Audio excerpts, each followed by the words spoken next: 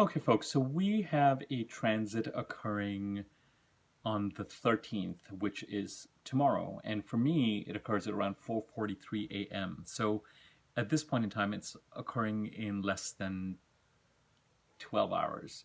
And that is that the Sun conjuncts Neptune in Pisces. Now, in my last set of videos, I mentioned that a lot of the energy, now that the planets are out of the sign of Capricorn, a lot of the energies are now concentrated in the signs of Aquarius and Pisces. Specifically, we have Mars, Venus, and Saturn in Aquarius, and we have Mercury, Jupiter, the Sun, and Neptune in Pisces. And we had a new moon in Pisces on March the 2nd. And this new moon is now developing into a full moon on March the 18th, at least the night of the 17th and 18th where I am. So for some of you, it may well be the 18th. So irrespective, that's where things are headed. And as far as the new moon was concerned, it was in the sign of Pisces, and the conjunction with Jupiter was very relevant. But by the time we get to this full moon in about 5 or 6 days' time, it's the opposition to Neptune in Pisces that is going to be relevant. The full moon in Virgo will be opposite Neptune in Pisces. And the Sun conjuncts Neptune today. So by the time we get to the full moon, it'll be about 5 or 6 degrees away. So on the way to the full moon, by the time we get to the 17th to 18th, that opposition is going to become important.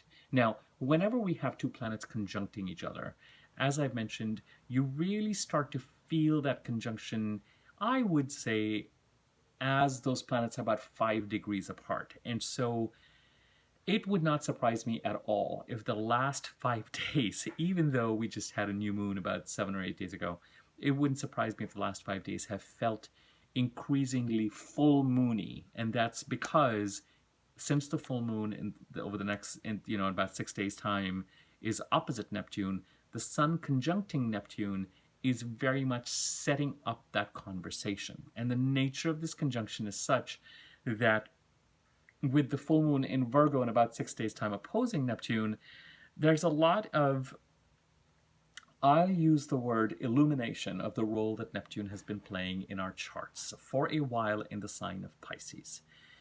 Neptune as a planet signifies a few different things.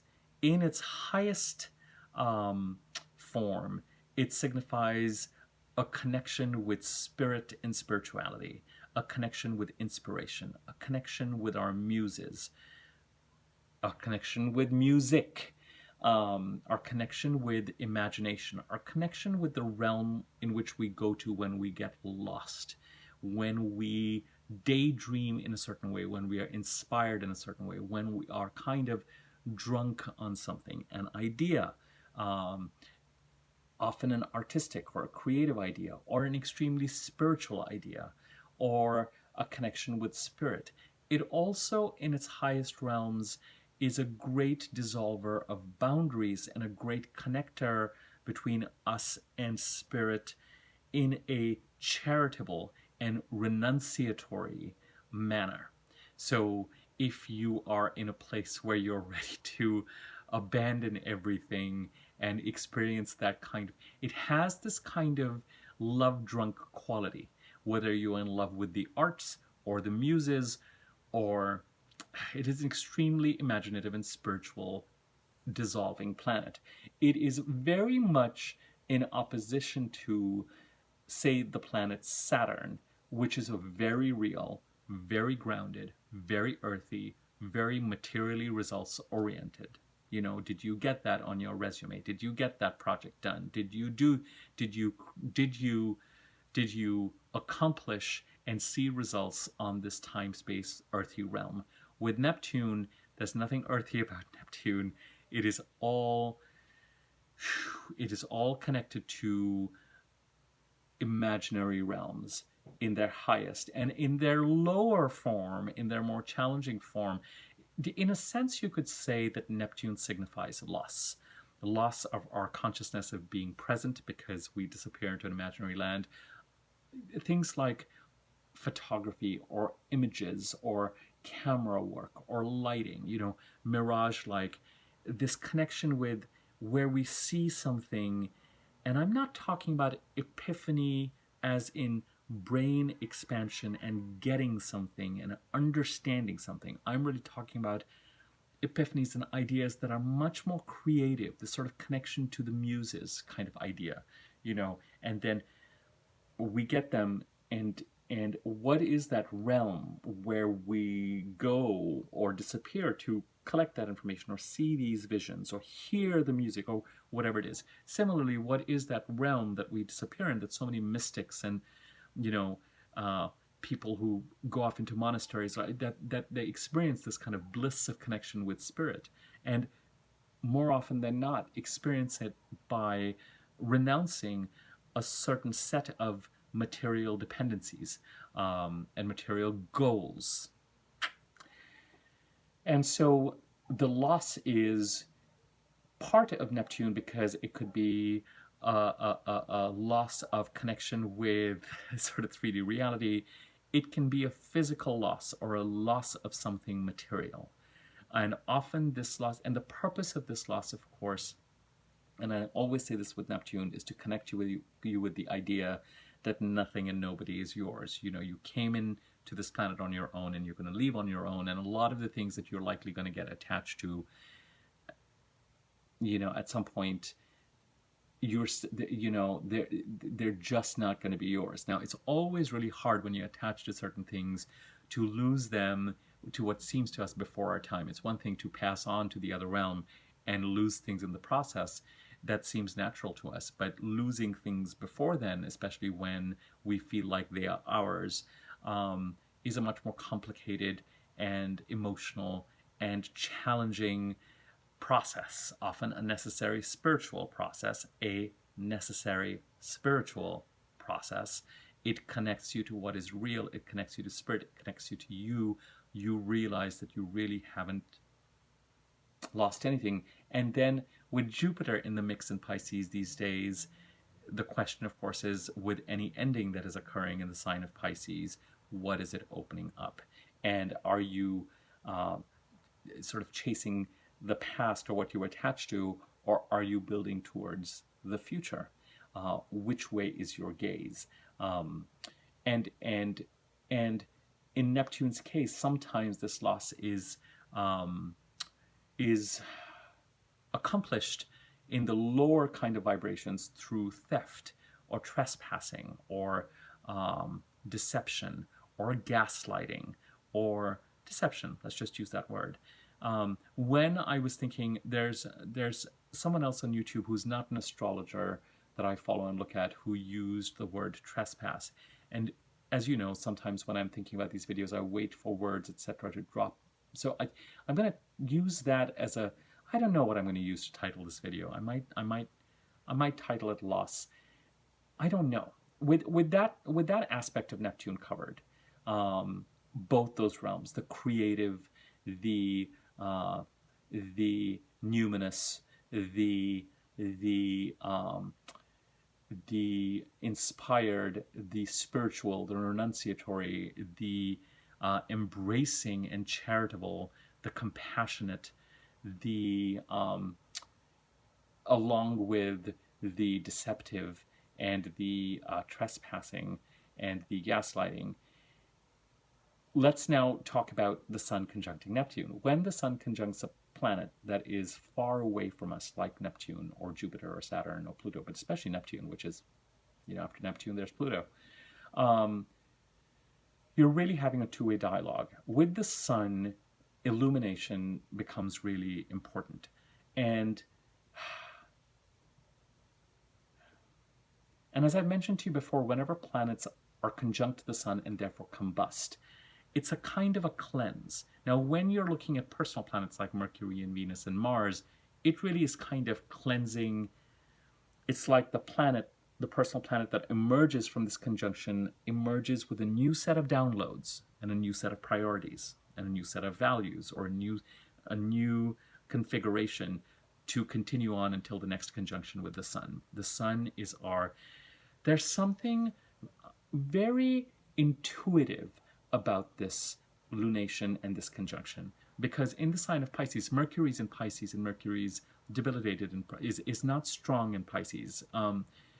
Because in Pisces, the mind and logic, communication does not work through logical means. Communication that occurs often non-verbally and often very intuitively.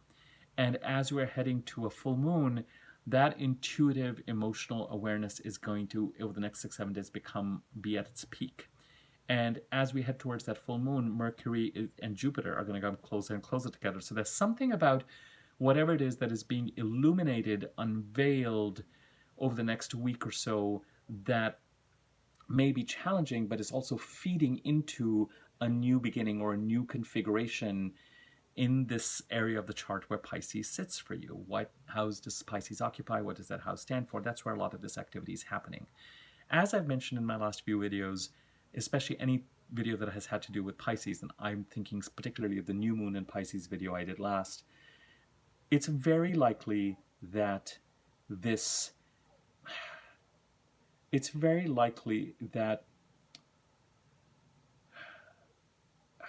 I'm trying to find the right words for this.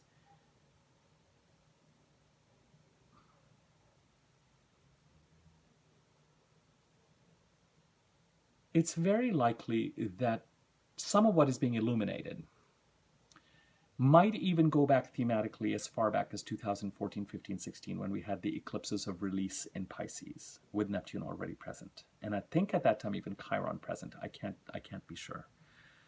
But we've had this kind of activation energy in this part of the chart of loss and what belongs to you and what doesn't belong to you, and what is yours and what is not yours, and what needs to be given up or renounced, and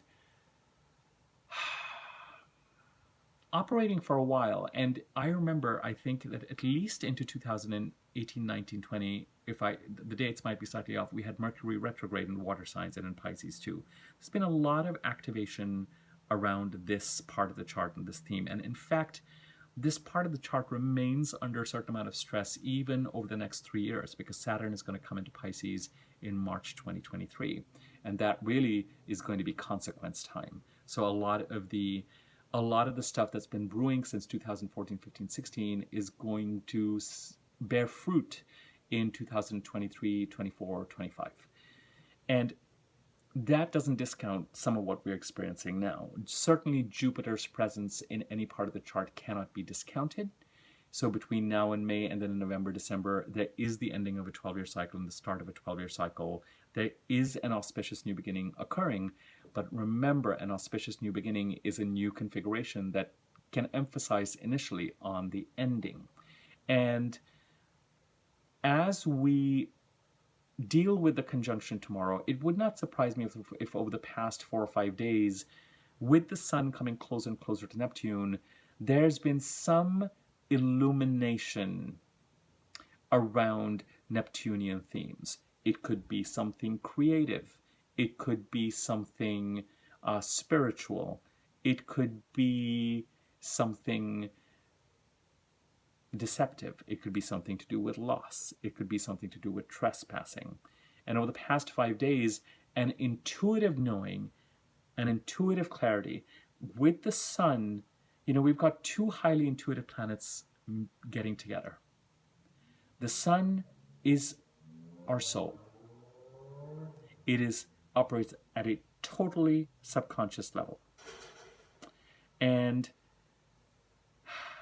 when the sun is conjuncting Neptune, there's something about this Neptunian energy that has been working in Pisces that starts to become clear. Where the sun goes, it just kind of illuminates everything. All the cobwebs, all the crannies, all the nooks.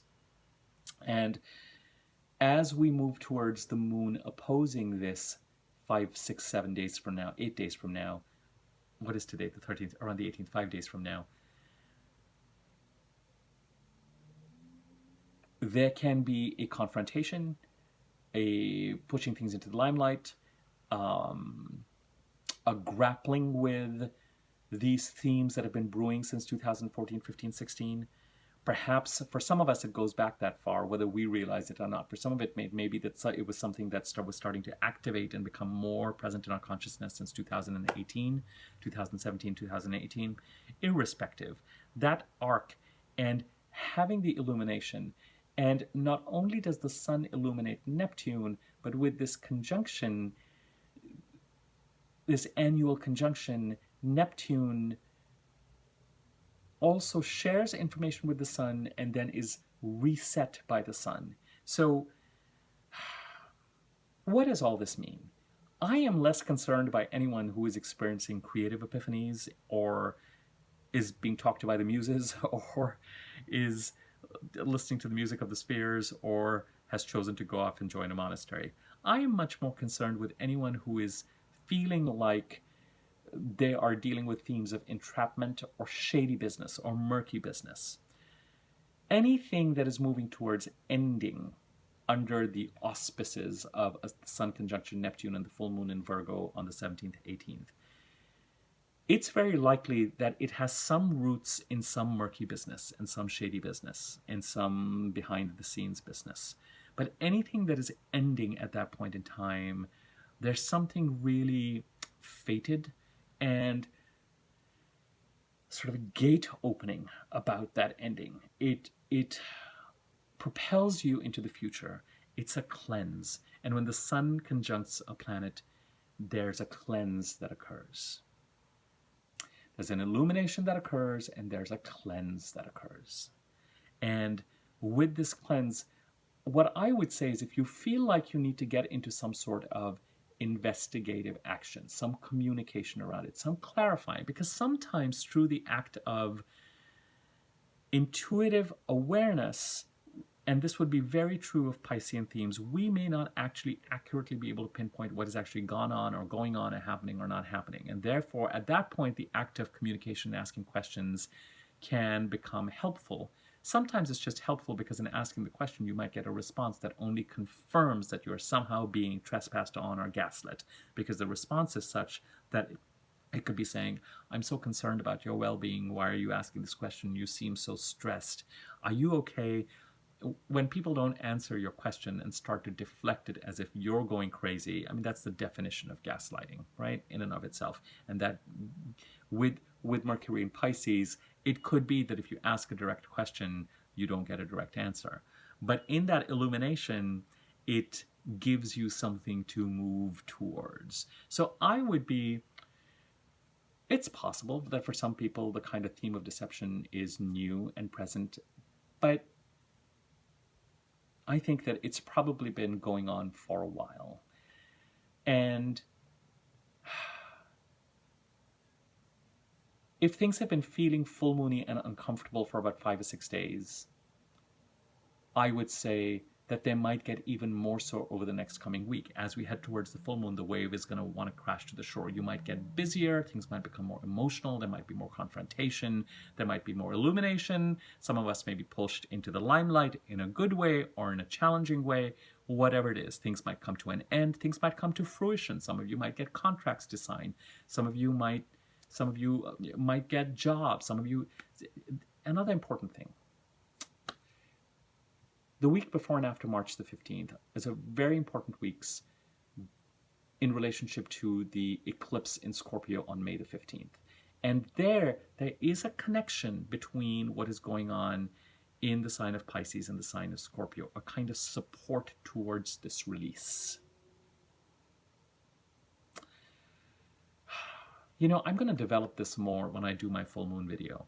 Just pay attention to, I would say really pay attention to this past week as we head to the 15th and the week after that, and we head to the full moon. But if there's something there that resonates with regard to sneaky business or shady business, is it you who's being sneaky, shady, someone else, murky business? Listen to your intuition. Trust that illumination, trust that cleanse, and trust that push towards confrontation. I was going to say clarity, but I don't know how much clarity we're going to get. Because in that process, it might further this process of ending what needs to be ended in this part of the chart and releasing what needs to be released and moving towards creating something new and more auspicious and freer and moving forward. Okay? That's all I'm going to say for now. I don't want you to feel crazy if it feels like as you've headed towards tomorrow, there has been an element of, as I said, if it's creative, if it's spiritual, have at it. If it feels murkier, and if some of those things I talked about going back to 2015-16 resonate, trust the burgeoning kind of Piscean intuitive knowing about it. And if you feel like you need to take this on, take it on. It'll either lead to some sort of ending, it'll lead to something that it needs to lead to. You know, like, it's going to vary.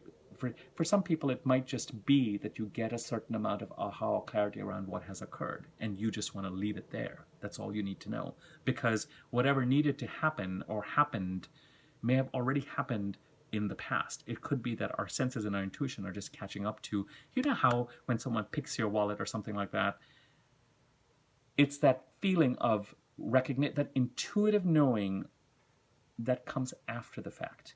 And we can take certain steps, and we need to sometimes take certain steps, not only to change our cards, etc., but retrieve it. And sometimes the loss is such that we just go, aha, and we resolve to let it go. And for each of us, you've got to decide what that's going to be for you. Okay? If you found this useful, share the video, subscribe to my YouTube channel, click on the bell icon to be notified whenever I do new videos. Below. I'll keep doing new videos, and I'll see you at the next one. Feel free to like, comment. Oh, you know the drill. I'm not going to spend more time on that. All right. Thanks for listening. Bye.